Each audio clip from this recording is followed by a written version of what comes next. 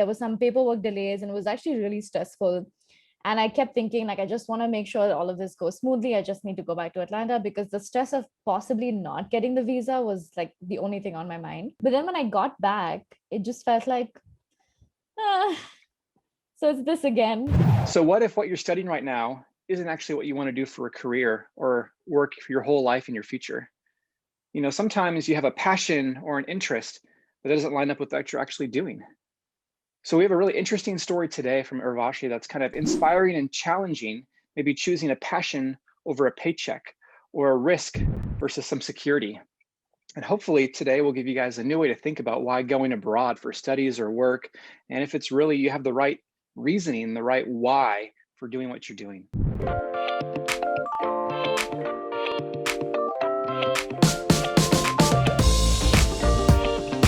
Hey friends, welcome to China Coaching. I'm Rob. We love to help guide people to success in their cross-cultural journeys with studies and work. And today's story with Urvashi, I'm really excited. This is a story I've wanted to tell for a long time about her choosing a passion versus a paycheck, going for a personal goal versus a secure job abroad.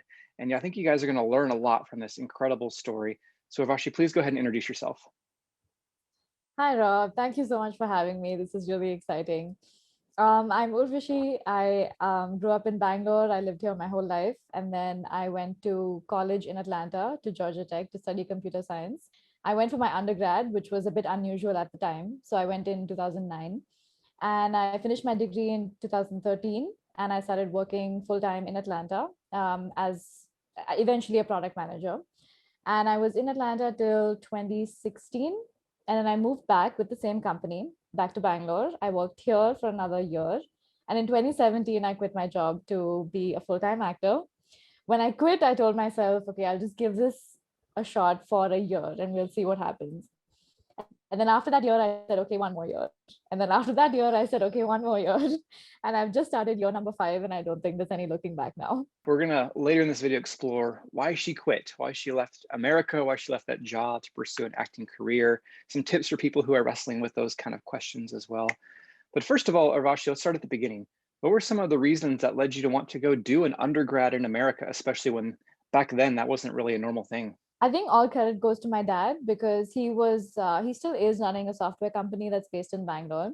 And he works with a lot of graduates who come out of Indian engineering colleges. And he didn't feel too strongly about the quality of education that they were getting. And so because we have the privilege in terms of the finances, he really wanted me to break that cycle and to study abroad because he really believed that the US education system would make me more independent in my way of thinking and approaching problem solving and things like that. And so I think since the time I was maybe 9 years old, he had started putting it in my head that, okay, you're going to finish your school in Bangalore and then you're going to go abroad. And so that just became a normal thing for me. And I didn't really think twice about it. So by the time I was in 11th standard, I was studying for my SATs and I was doing all my homework on applications and college rankings and talking to friends, siblings who had already gone abroad and things like that. So I never even considered doing my undergrad in India. And so, yeah, that's how I ended up there at 18. It seems like your dad was the biggest supporter for that. What about your mom? I love your videos and your stories on Instagram with your mom. She's hilarious. But what was her feelings about you going abroad at a young age for undergrad? She was really nervous about it because, looking back now when I'm 30, 18 is so young. And so I think she was really worried about that for me because I had never been to the US before that, and neither had she. So she had no idea what I was going into. But my dad was really adamant that I would be fine. And he was very, you must throw the children into the deep end of the pool for them to learn how to swim. So my mom knew that about my dad. And so she sort of just had to cross her fingers and say her prayers and let me go. So she only came around, she came to Atlanta only when I graduated. And I think that was the first time it hit her that I lived in this completely different country and managed everything on my own. And so she was like retroactively afraid for the past 4 years. But wow. I mean, what could she do, right? Yeah, I feel like parents of kids who go abroad kind of have that mixed feelings of very proud, but also very worried and nervous at the same time. So let's talk about your work experience. as a student, you had internships, you got a full-time job. Tell what it was like working in America and those kind of jobs that you got. I actually didn't do any internships over the summers while I was studying Okay. because I was sort of set on coming back to work with my dad. And so Hmm. he was very open about sort of spending the summers traveling or doing nothing or whatever else it might be. Again, privilege speaking. Yeah, my first 2 summers, I sort of came back to Bangalore and I did a bunch of, things with student organizations and things like that. So I was still sort of busy and occupied, but I wasn't really working per se. I did sort of have a student organization called ISEC that I Hmm. worked with. So that's an unpaid non-profit organization, but I did learn a lot of internship worthy skills while working with them. And then the third summer, I did a study abroad. Like I was studying abroad, but I studied abroad again, and I went to Spain. Oh, So I did wow. a Which part? semester there. I was in Barcelona. Oh, nice. I love Spain. My wife and I It's visited. It's beautiful. beautiful. Yeah, the food's amazing. Yeah. And Georgia Tech actually has this really great study abroad program, especially for the computer science department. They have a tie-up in Barcelona. So it was actually my Atlanta professors and all the Georgia Tech professors, they came with us. So it wasn't really an exchange program. It was Hmm. just relocating all of us to a different Wow. university. Yeah. So we just had a different classroom, but the same teachers, same curriculum, all of that. So that So was all really of you who fantastic. so all of you who are doing undergrad in America, consider doing a study abroad within your study abroad. Might be really cool. Yeah, because I knew I needed that extra semester because I was a little behind in terms of credits. And actually, the study abroad program at the time at Georgia Tech allowed me to pay in-state tuition Wow. instead of out of state. So it was actually cheaper for me to go to Spain than it was for me to stay in Atlanta for that extra semester. Wow, that's rough. So that, I mean, but it gave me a lot of perspective because I had already made that study abroad jump when I went to Atlanta, and then I saw a Hmm. lot of my American classmates have that experience in Spain for the first time, where they Mm. were completely out of their depth, and I was like, yeah, okay, cool, time to learn Spanish, let's go. So that was a really interesting experience. And then I started working full time. I managed to get a job. My plans changed about coming back to India and working with my dad and all of that. So I started looking for jobs actually really last minute at my last semester. And luckily, I started working at this company that was based in Atlanta. It was great. I mean, I didn't really have multiple options to choose from because I was so late to the job search game. But the company turned out to be great, and a lot of my friends from college were already there, joined me there the following semester. So it almost felt like an extension of college because there were so many young people. So I really enjoyed Hmm. those 3 years. And you said you worked as a project manager? Product manager, yeah. So Product my manager. first Okay. my first year was technically, it was customer support, but it was like a high level technical support. So it wasn't we were working on an administrative level, working on like architectural stuff, not so much the day-to-day things. So I knew straight out of college that I didn't want to do a coding job because I like technology, but I really don't like coding. Hmm. So that also complicated the job hunt process for me because I went in with a computer science degree and all of them wanted me to apply for a coding job, and I had to sort of fight that a little bit. So I managed to get the job that I wanted, which was not in coding. And then I did that customer service job for a year, and then I moved into product management. So now the big question of this video is, Urvashi, you had this great degree, great job going on in America. What was your reason? What was going on inside of you that wanted to leave America and move back to India? I think it all started one winter when I came back to India to swap out my visa. So I was on a student visa and I had to get my H-1B visa stamped. And there was some paperwork delays and it was actually really stressful. And I kept thinking, like, I just want to make sure that all of this goes smoothly. I just need to go back to Atlanta because the stress of possibly not getting the visa was like the only thing on my mind. But then when I got back, it just felt like, ah, so it's this again. And I think at that point, the monotony hit me because Mhm. until then, I'd only gone home for little bits and pieces. But this was the first time I was working in India and living close to my family and all of that. And so it just felt like, why am I not doing this? So then I sort of gave myself a year to see if I still felt the same way because I felt like life in the US for me was getting a little monotonous because it was just the same week over and over again, right? Monday to Friday you're working, and then Saturday you go get drunk with friends, and then Sunday you cook and you do your cleaning and you do your errands, and then it's back to work. And I felt like in India, my network from my school days was very diverse. So I knew a lot of people who were doing a lot of interesting things. And so I felt like my life in India was more interesting or less monotonous, maybe. And so I tried exploring some of those options while I was in the US, but visa restrictions, it's hard to take on freelance work. You can't really do any some volunteer work required you to be a permanent resident, which I thought was strange. So it was just very limiting. The H-1B visa felt really limiting, and since I didn't really love my work, I started to feel more and more trapped. And so then I talked to my parents about it, and my mom said, okay, don't quit your job and move back because that's too much to deal with. Why don't you just give it a shot, stay with the company, try moving here and then see how you feel. And luckily, coincidentally, they were having conversations at my Atlanta office about opening up a product manager position in Bangalore. And I was just like, hey, y'all want to save some money and pay me in rupees? I can go. So it all sort of worked out. Like everything just sort of fell into place. And so I moved back. And one year, the first year that I moved back was actually really difficult because I had moved to the US when I was 18. I came back when I was 25, 26. And so, I mean, I had never been an adult in India. I didn't have a bank account. I didn't have, the PAN card and the Aadhaar card or any of those things. I had never rented anything. I'd never, I didn't know what things cost, like in terms of groceries and shopping, because I was so out of the loop because I was a child when I was here. And so my first steps into adulthood happened in the US, my first bank account, my first car, my first apartment. So it felt like moving to any other country, honestly. Like if I had to move to Croatia, I would have had to go through the same process of familiarizing myself with, paying taxes and all of that stuff. But now I am very, very happy. No regrets.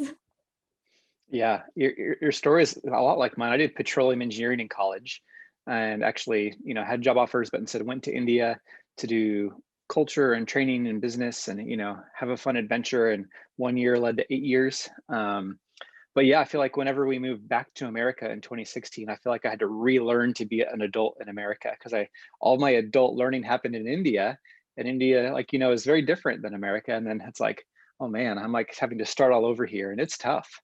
So Yeah, even though you're technically moving back home, it is a very different experience. yeah, reverse culture shock is a real thing for sure, the Yeah. longer you're away. So you worked for a while in India with this company, and then your career path changed, right? You wanted to pursue acting, which is I think really cool. And what have been, how was that transition, and what have been some of the ups and downs trying to pursue an acting career back home in India? I actually started looking out for acting work while I was still working my full-time job, just to see if this was something that I could do. So I was doing some small stuff on the side, just doing a little bit of technical work for someone else's production. I did a short film with a friend just over the weekends and on evenings. But it seemed like there was too much overlap between my work hours and my what would have been my rehearsal hours, because working with the US means a lot of evening calls. Like right now it's evening for Mm, me and it's morning for you because that has the most overlap. So a lot of my work calls happened in the evening. And so I couldn't really make rehearsals work. I couldn't really go anywhere. And so it just felt like I was sort of getting to the office at 9:30, 10 a.m. and then I was still working till like 10:30, 11 p.m. just because I had to be in the office and then I had to like do the work on hmm. calls. So I tried that for a little bit, and then I felt like I was just, I was not really committing, and I was, for lack of a better phrase, I hope this language is okay, but I was half-assing it. Hmm. And so I told myself, okay, just for 1 year, I had enough savings by then. I said, okay, for 1 year, you know, just give it a shot, see what happens. And I am again very privileged because my parents live in Bangalore. I live with them. This is the bedroom I grew up in. I Hmm. don't pay rent. My family doesn't depend on me for money. And so, having considered all of those things, did all of the math in terms of how much I was spending, how much I would need, how much I'd have to save, how much I'd have to make. I really spent the time taking that decision. And Yeah. then, yeah, the first year actually turned out to be fantastic. Again, thanks to my network, which is also my parents' network and my cousins and their networks and all of that. I was able to meet a lot of interesting people who kept putting me in touch with more people. Every project sort of led to another project. And so it just very organically, it kept going. And then I didn't want to stop. I did have one moment of doubt. I think every year I have one moment of doubt of what am I Hmm. doing. And then I will like go on LinkedIn and look up jobs. And then I'll read the job description and I'll say, I don't know what I want to do this. And then I'll close the tabs and be like, okay, I think I'm happy doing what I'm doing. So it's been really interesting, honestly, this because I feel like I'm self-employed now. So I'm learning so much more about, managing myself as an actor, managing my own finances, managing all of the financial question marks. It's been a huge learning process. What's been your favorite project or gig that you've gotten as an actor so far? I would say it was one of my first plays. It's called Yayati, and it's set in like in ancient India. So it was really challenging for me because it was the first full blown production that I did since I was in school. And this whole the body language of ancient India and all of the ways that they interact with each other was it was hugely challenging. And I learned so much from that. And we did that production for almost a year. We traveled to maybe 3 or 4 cities. We did shows all over the country. The cast and crew are like one big family. I think that's still one of my favorite projects. Yeah. Hmm. So our chai question for this video is, what is your motivation for going abroad? Tell us in the comments, why are you wanting to come study abroad, work abroad? What's inspiring and motivating you? Let us know in the comments. You've heard Urvashi's story about that as well. And Urvashi, now, what are some tips you would give to people who are maybe wrestling with these, ideas of, do I really want to do this job for the rest of my life, and job security? There's family and cultural pressure. Maybe they have a different dream or passion they want to pursue. What tips or advice from your journey would you want to give to them as they're thinking about that? I have a couple of things actually, if you'll indulge me. The Please, first this is what Chai coaching is all about. Super. So I think the first thing that I'd like to say is that, you can't ignore your finances. I absolutely don't recommend the romanticization of like the Mhm. poverty of an artist. It is absolutely not glamorous. You cannot Mm-mm. function if you're stressed about your income. So if that is something that is important to you, if you have people depending on you, it's perfectly okay to do something that you like on the side. Do it on weekends, do it at the end of the day, do it whenever you can make the time, take a month off every year, whatever you need to do. But I really truly believe that unless you've got your finances sorted, it's not a good idea to do it. Secondly, take full advantage of free electives at college. I think I didn't do that enough. Also, I went to an institute of technology, so I didn't have that many options. But I know people who went to larger universities and were studying computer science and did electives in like dance and art and design. And there are lots of options, right? You can always get a taste for whatever it is that you like to do. Yeah, that's important And because I did a um, petroleum engineering degree, but I got to take a film class and business class and economics and literature and ancient Chinese and Japanese history. And so there is a lot of chances to learn other diverse things even while you get a focused degree. So I love that suggestion.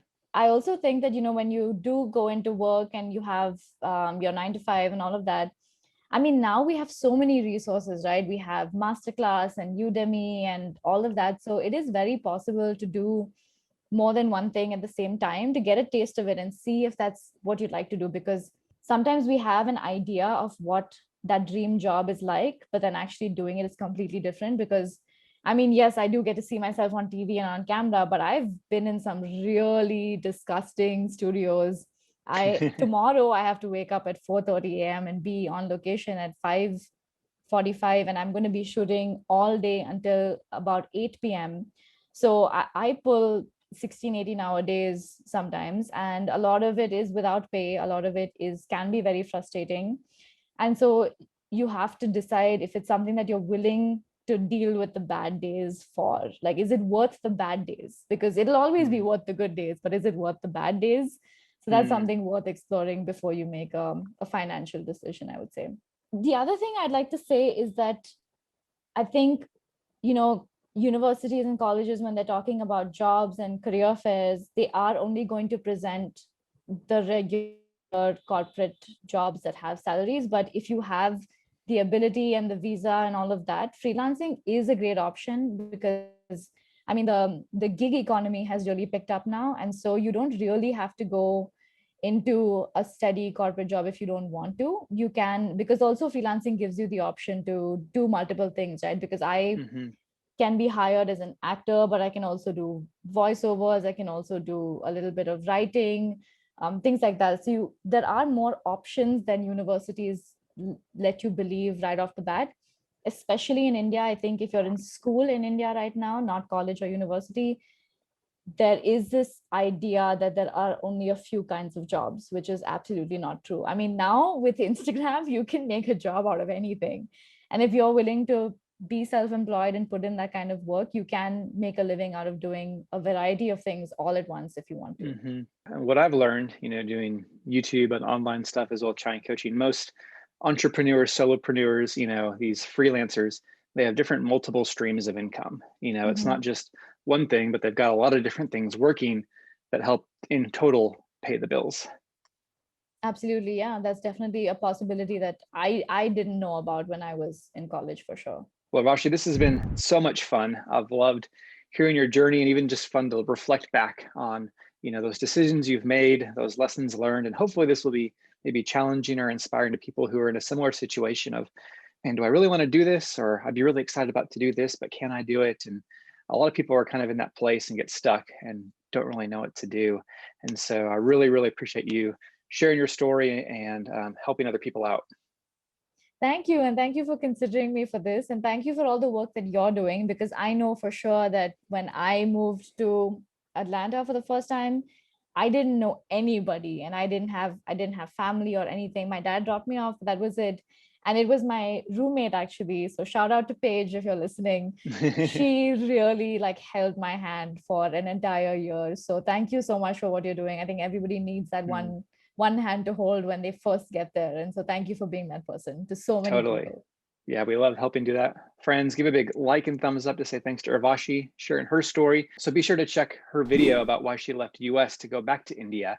That one kind of went viral explaining her story, and it kind of, was the precursor of me wanting to do this interview with her.